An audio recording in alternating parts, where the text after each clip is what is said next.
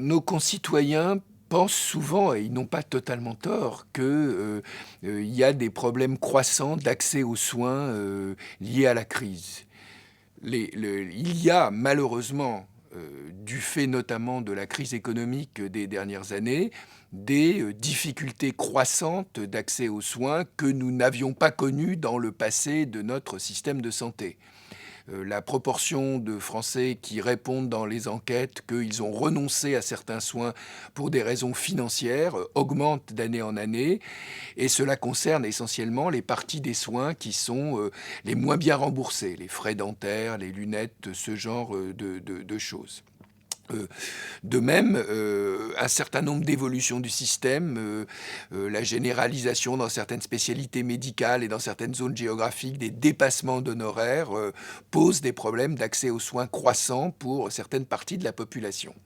Mais ce n'est pas, je dirais Dieu merci, la cause principale. Notre système de sécurité sociale, pour l'instant, reste solidaire des biens portants vers les malades et aussi, dans une certaine mesure, redistribue du revenu des catégories les plus favorisées vers les plus défavorisées. Ce qui est la source principale des inégalités de santé se passe avant le système de soins, dans un déficit de prévention.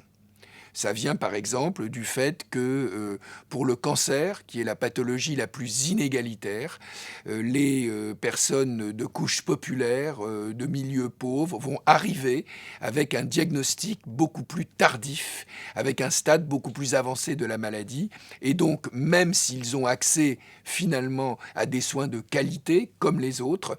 ces soins auront moins d'efficacité parce que le cancer a été pris trop tard ou en tout cas pas assez tôt.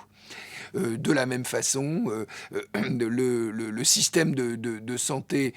s'il n'est donc pas responsable de l'essentiel des inégalités, ne peut pas être dédouané parce que ce déficit de dépistage, ce déficit de prévention, le système de santé pourrait contribuer plus à le combler. Et nous avons des exemples dans les comparaisons internationales de pays comme la Grande-Bretagne, par exemple, ou les pays scandinaves, qui sont beaucoup plus capables que nous d'orienter leur système de santé, pas simplement pour le soin, mais aussi pour plus de prévention et plus de dépistage.